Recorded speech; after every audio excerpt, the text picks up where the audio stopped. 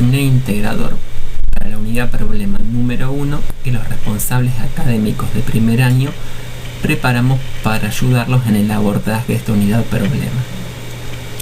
El objetivo no va a ser abordar cada contenido disciplinar para ello vamos a seguir los pasos que en la clase de presentación les fuimos comentando que hacen al aprendizaje basado en problemas. Como les comentamos en aquella ocasión, lo primero es analizar la descripción del problema. Y al analizar este problema vamos a tener que identificar cuál es la incógnita o situación que nos plantea y si es solamente un problema o la situación encierra más de una problemática. Empezaremos definiendo a los protagonistas del problema. Ellos son Juan y Leticia, que son estudiantes de medicina, y dos docentes que evidentemente ellos tienen en la carrera. Por lo tanto, es un contexto no asistencial de atención de un paciente o una situación de salud, sino el abordaje de algún contenido, de algún modo académico o teórico que han registrado en el cursado de su carrera. Dentro del problema podemos identificar diferentes situaciones.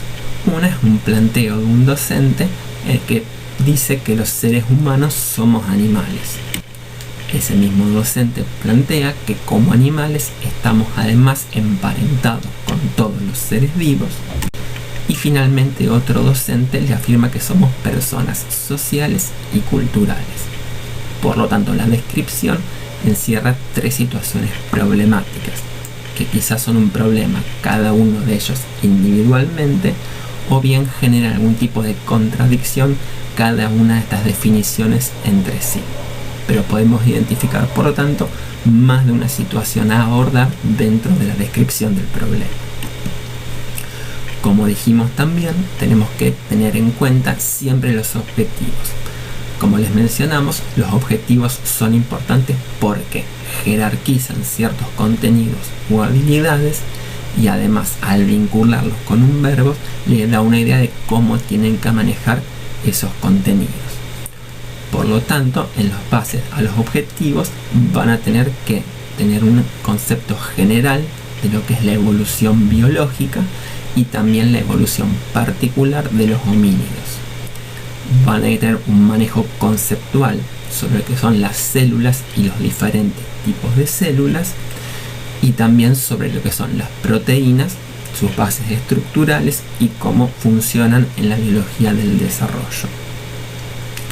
Van a tener que poder relacionar distintos conceptos entre sí, por ejemplo, como algunos particulares anatómicas del cerebro y la columna vertical se relacionan con los conceptos mencionados anteriormente. Y van a tener que jerarquizar como un elemento, al reconocerlo, a los derechos humanos, a la dimensión ética del ser humano y ciertos aspectos de la cultura que deberán oponer con el concepto de civilización.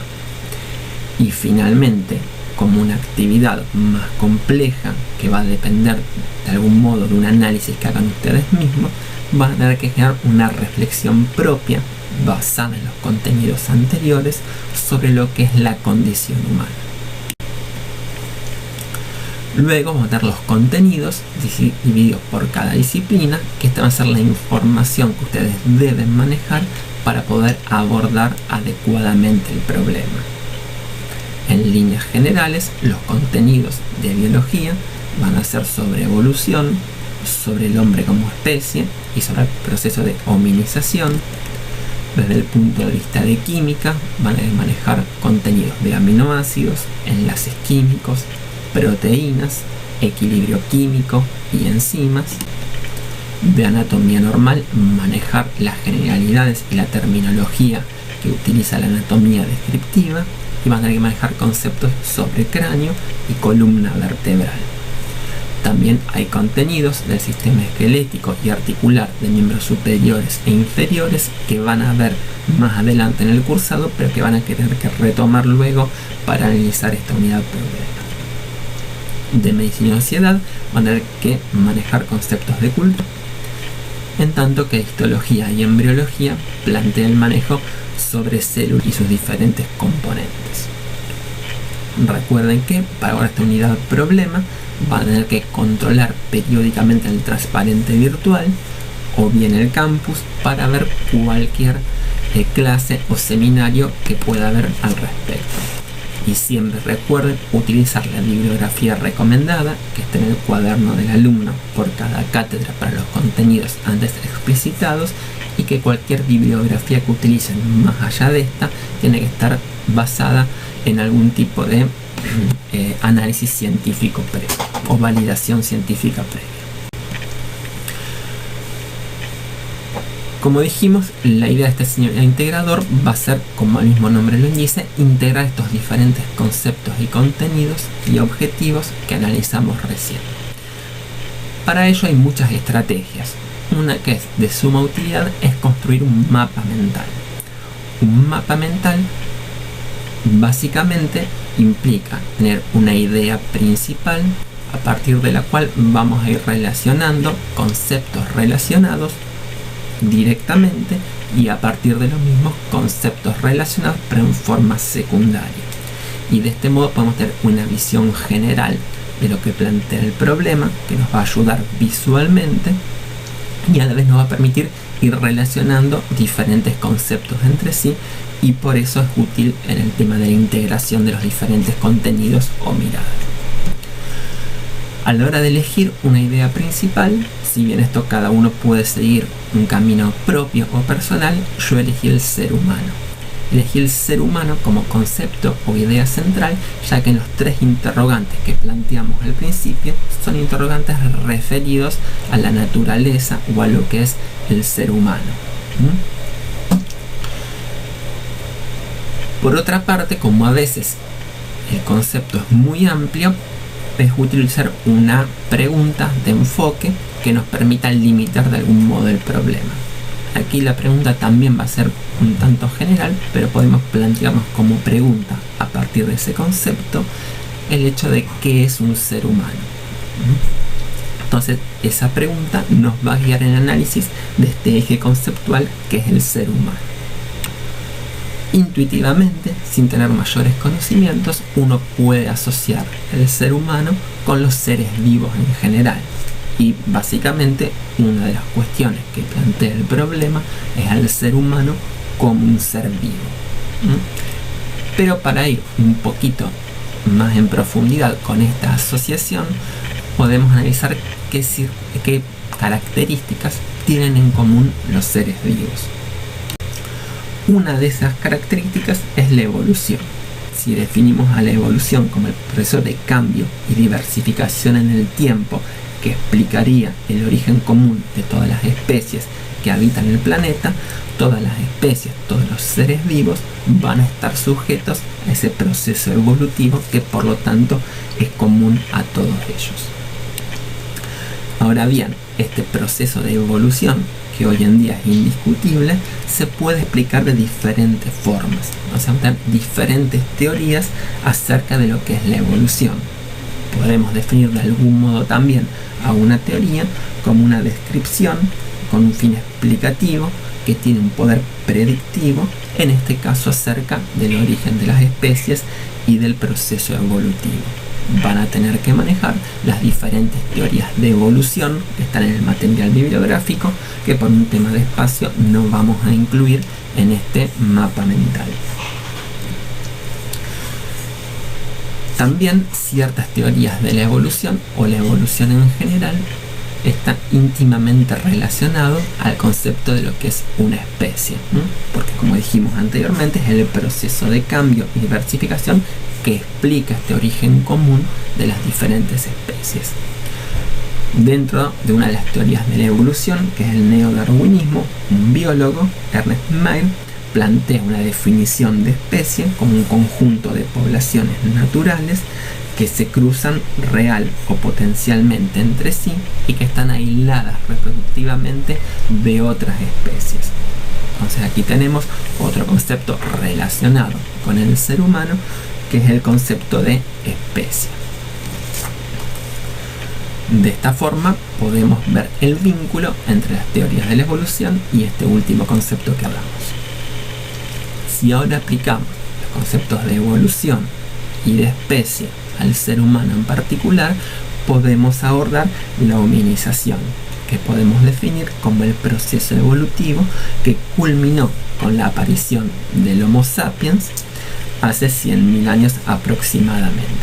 Es decir, que explicaría el proceso evolutivo aplicado a nuestra especie, que sería el Homo sapiens. En este proceso vamos a introducir otros conceptos como el de los homínidos. Una de las características de los homínidos es la bipedestación. La bipedestación es un paso previo a una característica particular de los homos, que es el aumento del tamaño cerebral. Cuando estas son dos características que podemos resaltar dentro de lo que es el proceso evolutivo del ser humano. Por lo tanto, para analizar este proceso y entender cómo llegaron a las características actuales del ser humano, es importante hacer un análisis anatómico de las estructuras óseas del cráneo y de la columna vertebral, que son otros contenidos que, como vimos, se abordan en esta unidad. Si volvemos un poquito al concepto de ser humano como un ser vivo, también es importante plantear dentro de los niveles de complejidad al nivel más simple en el cual se considera que hay vida, que sería el nivel celular. Por lo tanto, es útil introducir y manejar el concepto de célula y de sus características. Muchas de estas características están definidas por las proteínas que expresan estas células. Por lo tanto, tenemos que echar mano al concepto de proteínas y estructura química de las proteínas, las cuales están compuestas a su vez por aminoácidos. Cuando veamos la unidad problema número 2, vamos a ver que hay un vínculo entre lo que son las proteínas con los procesos de herencia y de evolución.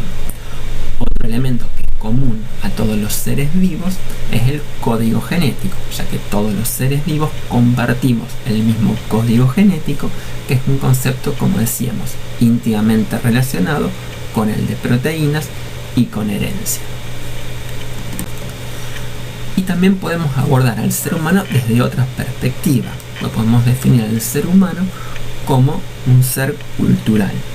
Como este es un concepto relacionado con otra mirada más cercana a lo social, en nuestro mapa mental vamos a utilizar un color distinto del que veníamos utilizando para los conceptos anteriores, que eran de índole más biológica. Podemos definir a la cultura como todo aquello que el hombre hace, piensa o produce. Este es un concepto muy general de cultura, pero del mismo modo de que hablamos de teorías de evolución, hay diferentes teorías o explicaciones o miradas acerca de lo que es la cultura.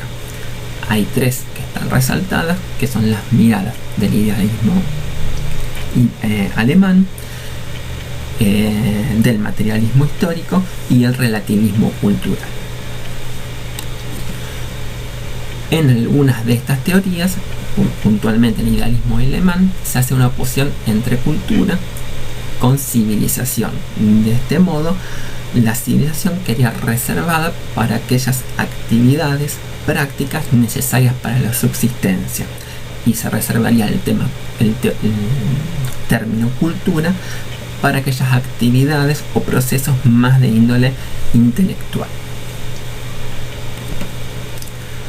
Cada una de estas teorías tiene ciertos aspectos que pueden ser criticados, y por eso surgen conceptos nuevos como el que plantea Canclini a partir de lo que son las culturas híbridas. Este es un texto que recomienda la disciplina Medicina y Sociedad y a la cual tienen que prestarle mucha atención, y el término culturas híbridas plantea básicamente que ante el encuentro de dos culturas puede surgir una cultura nueva con características particulares, distintas de las anteriores que le dieron origen.